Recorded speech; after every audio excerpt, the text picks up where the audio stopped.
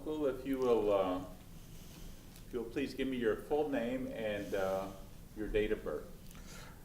George Nasser Khoury, April 3rd, 1932. Okay. Uncle, and you know we're videotaping this, and do we have your permission to use it however we need to? Yes, you do. Okay, thank you. Tell us, what was it like growing up in Ramallah early on? Oh, probably Ramallah, when I was growing up, probably was the best place on earth to grow up in. It was a small village. The whole village were your parents. You got caught doing anything wrong, it doesn't matter who it was.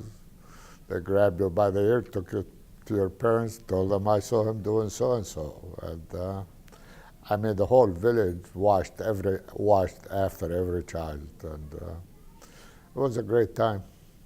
Peaceful, a lot of love, and really it was very enjoyable.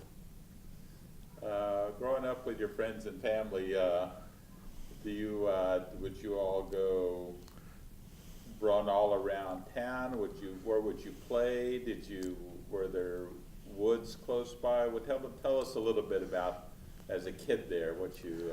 Yeah, as a kid, the whole Ramallah was one territory for everybody. You know, you didn't just stick to your own neighborhood. You went all over. In my case, I was one of the privileged ones. I had a bike, and the fact that I owned a bike made me very popular.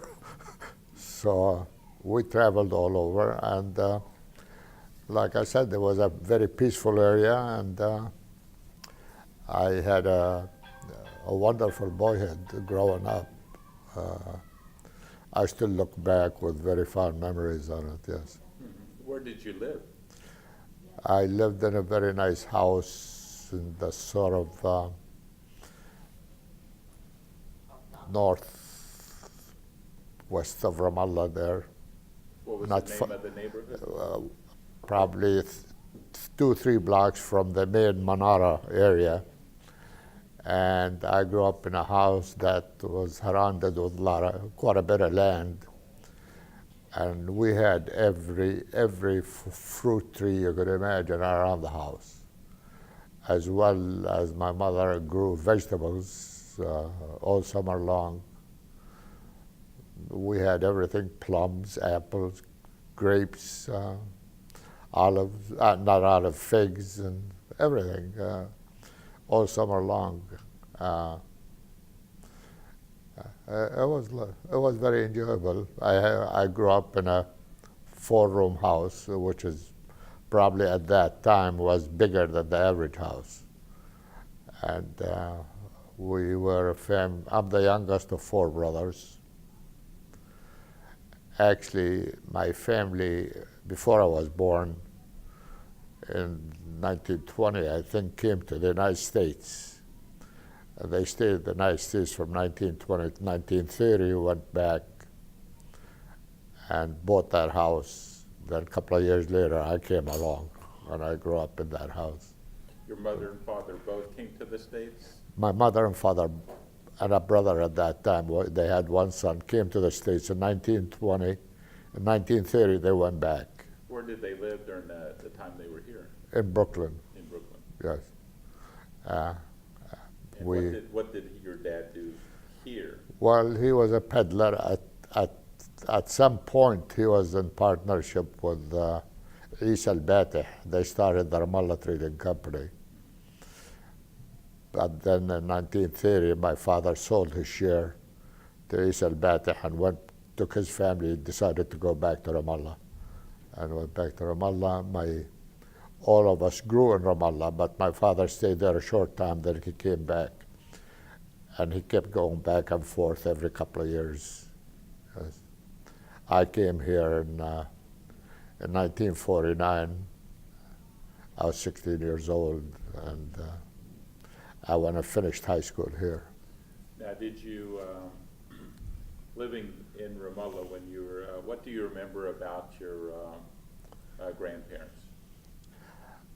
My grandparents died before I was born. I don't know. I don't know my grandparents. So living But in, I know about them, but I didn't know them. who were they? Well, on my father's side, my grandfather was a priest, Orthodox priest, and he had a parish in Jordan, in a city called the Salt, I guess. And he commuted back and forth to Ramallah. On my mother's side, her father's name was Julius Umran, and I guess he was a farmer, like everybody else. But they died before I was born, both sides. So in the house you had in Ramallah, when your parents came back in the 30s, it was your immediate family? No, that house actually, when my father went back in 1930, he bought it. He bought it? He bought it, yes, Okay. from somebody else. And then, so your family, you and your brothers, along with your parents, lived there? Yes. Mm-hmm. And you would share a room with your brothers? Yes, I did that. As a matter of fact, I did. Yeah, I think 2 or 3 of us were in one room. Mm-hmm. Yeah. And did the house, did it have electricity? It had electricity. It had indoor plumbing. Yes, we had all the conveniences. Yes. And a bicycle to boot? And a bicycle to boot. What about, so you were not too far off the Manada? Yes. Is that correct? So you all would get, as kids, and you and your friends or brothers, you would go all around Ramallah? All around Ramallah. Primarily, we hanged around the Manara area there because that's where almost everybody else hung around there. We did that more than anywhere else, but we will take junkets here and there, and it was peaceful up until 1948 when things started to change. What sticks in your mind growing up in Ramallah when you were small? Any certain events? What about Easter? What about when there was a funeral or when there was a wedding? What sticks in your mind? Well, both of my brothers got married when I was over there, and I remember the first brother that got married, we had festivities for a whole week. Every night they will have a sahara, and they will bring what they call a sha'ir, which is primarily a guy playing something like a guitar and spontaneously singing, and he primarily sang about this guy and that guy and that. So we had festivities for a whole week. Then about 10 years or so later, my second brother got married, and it wasn't quite the same. Things have changed. We only had Sahara for one night. So those were pretty big occasions. And both of my brothers, when they got married, they never left the house. They just brought their wives into the house. We had enough space, I guess, or we thought we did. Anyway, and shortly after my second brother got married, I came to this country. But Easter also there was a big, big event. We not only went around, wished our immediate family Happy Easter, we had to go to the third, fourth, and fifth cousin and wish them a happy Easter. And you never left without them giving you an egg. You have to take an egg with you. And it was simple, but a lot of fun, really. A lot of fun. Yeah. As you got a little older, say in your teen years, were there movie houses? Did y'all go out? What did you do to entertain yourselves? Well, as I got older, they opened the pool halls, a couple of them. We hung around the pool hall. We started experimenting with smoking, and then they opened the movie house. We'd go to the movie and hung out on the corner, this corner and that corner, and try to snatch a cigarette here or there. That was it. Yeah.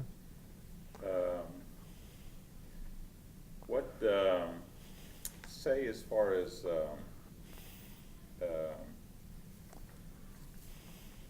I guess as far when you were, say, a teenager, at this time you'd known to the States and not going. Did you think about that as a teenager? Did you think automatically after you finished school you'd go to the U.S., or what was your mindset at that time, where you didn't? Oh, I always knew that I'm coming to the States, but it happened that I came much sooner than I was expected because what had happened is I was going to Abu Raya school, and I was a pretty good student. I was always in the top 4 in my class, and Abu Raya used to line us up every morning and give a speech about the main events and talk about different things. And that's what was one morning he was talking about all the students that were behind paying their tuition. And out of all the students, he said, George Khoury, you owe us 10 dinars. You go get them right now. I walked up to him and I said, look, if I go, I'm not coming back. He slapped me. He said, you go get them and I come right back. And I quit. I went and never went back. And I was sort of roaming the streets for 6 months. And you know, Abu Raya is related to us. So he came to the house, talked to my mother, and everybody tried to get me to go, and I won't go. I just went back. So then my mother said, I'm going to send it to your dad. He'll deal with it. So I came here when I was 16 years old, and immediately I went back to high school. And that's when I met my wife in high school, and I stayed in high school, graduated, and so on. And that was in Brooklyn? No, that was here in Detroit. In Detroit? Yes. Okay, so you came to, your dad was in Detroit at the time when you came? Yes, when my dad took his family back in the 30s, when he came back, came back to New York, somehow or another, he found his way to Detroit. Okay. Then he kept going back and forth from Detroit, yes. So when you came over, you were 16? I was 16. 16. Yes. You flew over? Where'd you leave out of? We flew out of Damascus, Syria. Yes, we flew Air France, and it was a big deal to fly back then. We flew from Damascus to Paris, Paris to New York. Then we took the train from New York here. Yeah. Now that was what year was that? It was in May of 49. 49. 1949. Okay. Well, before we get here, what do you remember about the time of leading up to 48, 47? Well, that's when the entire, everything changed. In 1948, everything changed. I was there when things started, and the killings between Israel, who was in Israel at the time, the Jewish and the Arab people started killing each other. I remember in one instance, for example, they caught, 3 or 4 Jewish guys infiltrating, trying to get into Ramallah. And they killed one of them, and I remember him, they dragged his body throughout the city, and it was an ugly, ugly sight. But at that time, everything changed in Ramallah. It wasn't as safe. You could go out at night. Ramallah, they formed a vigilante group to guard the city. Young men of Ramallah, they were armed, and they were stationed at the borders of Ramallah, because at that time, quite a few instances happened where Jewish people will infiltrate Ramallah, and they will kill livestock or steal or hurt someone. I'm trying to remember the name. They have the name for that group of young men. Every night they went and guarded the city perimeter, and that went on probably till the time I came back here. Yeah. Do you remember the names of some of those men? Oh, they all. I know one of my oldest brother was one of them. His name was Boutros Khoury. You had at that time Ilyas Sam'an. You had, many. That whole generation volunteered to serve. Yeah. Mm-hmm. The ones that were a little older than you. Yeah, I think that generation were born in the early 20s. Yes, they were young men at that time. They all, served in that capacity. Yes, as volunteers. They never got paid or anything. Yeah. But in 1948, the whole thing changed. Everything changed. It became very difficult to go to Quds, for example, where it was a common thing. You'd go every day. It became very difficult to do that. Then between Ramallah and Quds, there were a couple of settlements, Israeli settlements. I don't know. Yeah, it's about that time. I think the Palestinian people burned that. The Jewish people left in fear.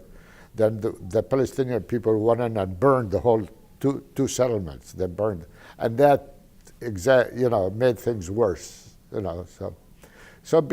to go from Ramallah to Quds, you have to go through these settlements, and it became very, very difficult. Beit Yaqub and Kalandia, I think they were called. Yeah. And do you remember anything about the British while they were there, or not much? You didn't see them? I don't remember much about the British, but I know they were there, but I was too young. They left, when I was probably 14, 15 years old, and I really didn't have much dealings with that. Coming back to where we'll get around to where you came back to you came to the U.S. So Yes. you from New York you went to Detroit, right to Detroit. Right. Yes. What did and then there you continued your high school. Yes. Okay. Where did you go to high school? I went to high school in Detroit. I graduated from Northwestern High School. And shortly after that, I got married. I was 20 years old when I got married. And, then I worked here and there, and eventually I started opening up businesses, grocery stores primarily. And from grocery stores, I went to liquor stores. Then the last venture I had, a couple of Hallmark shops, Hallmark gift shops. And, from there, I sort of retired. After a couple of years retirement, I ran the Federation office for about 8 years. And once you got married, you were 20, you said. What was your wife's name? What is your wife's name? My wife, Violet Khamis at that time, or Violet Khamis Ziyada to be exact, yeah. Well, when I came to this country, she was already in high school. So she guided me through high school, the first few months. Then after the first few months, I took over. But the first few months, she showed me how to take the bus, how to go to a lunchroom, how to do this and that. And, And so you all got married when you were 20. yes. And you have kids? I have a son, his name is Ron. Ron. Yeah, Ronald. And now he's got two sons. And He's they got are two. in Detroit? Well, they live about 60 miles from Detroit. They're in Lansing, Michigan. And growing up in Detroit, you liked it?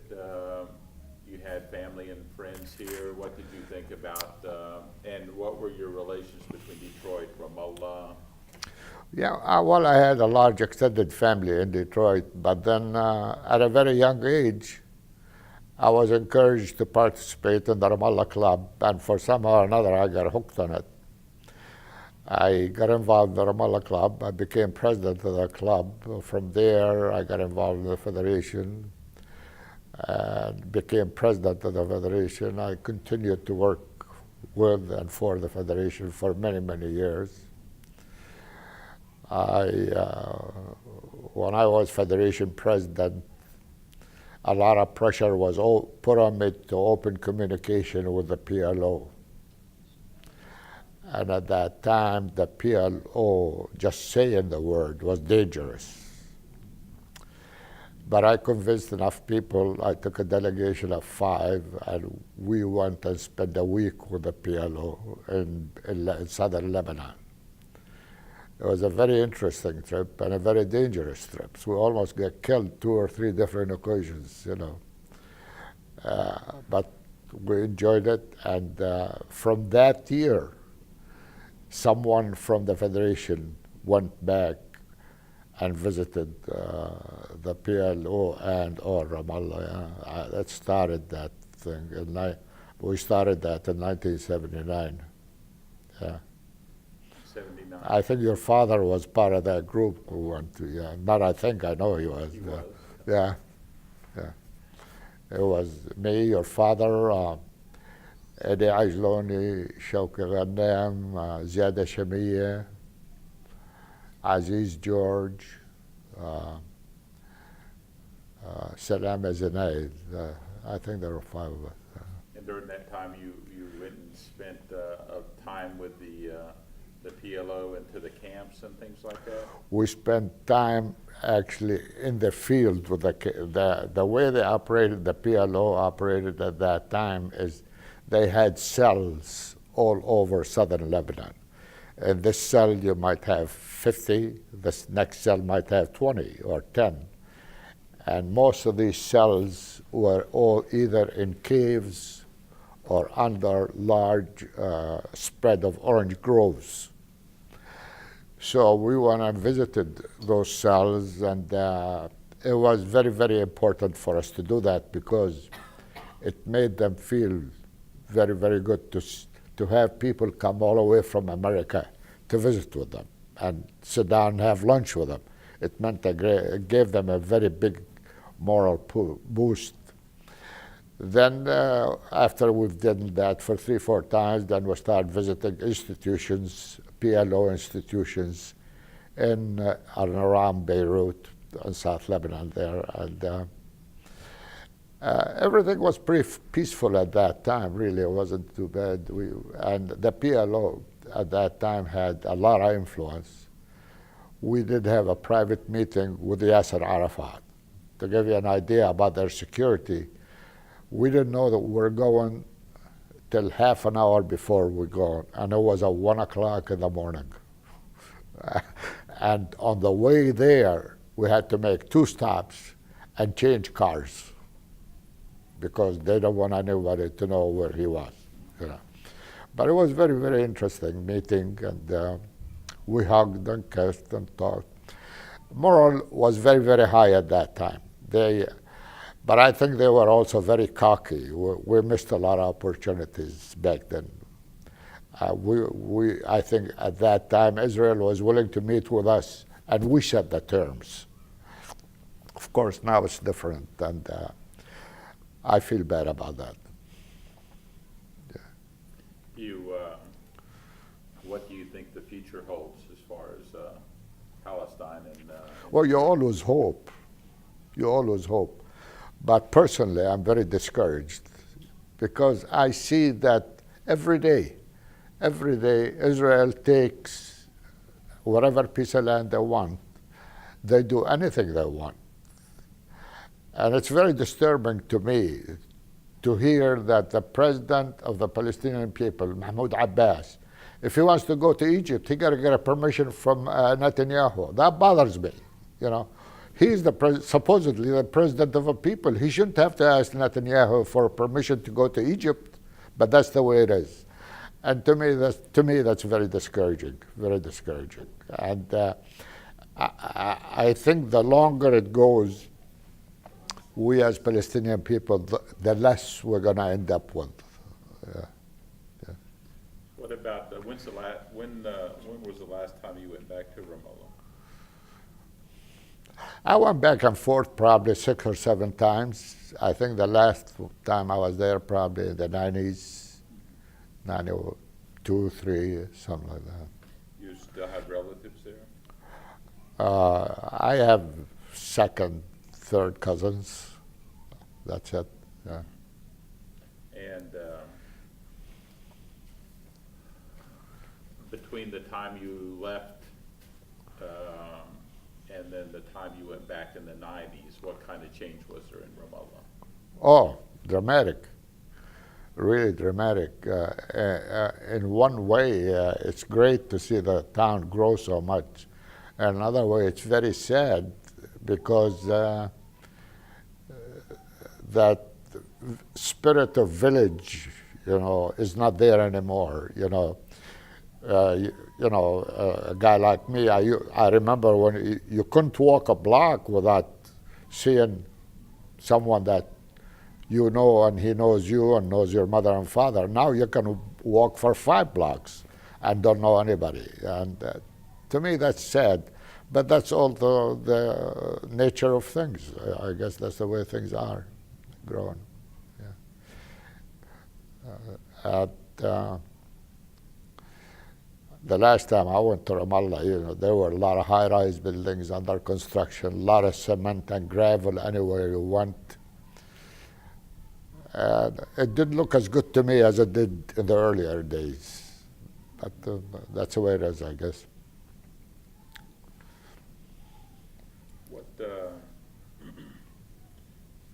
What do you, I guess as far as you being involved with the Federation and the local club and such like that, what do you see for the future of those younger generation that may not see this, or may see it later on in the future? What's your kind of prediction about what may happen to the Ramallah people? Well, I see the Federation now and for the last couple of years, and I think it will be for the next few years. I think it's in a transition period. I think I'm glad to see a lot of young people coming in, but I see still a lot of the old folks are not willing to give up much, So I think it's going to take probably 4 or 5 years of a transition.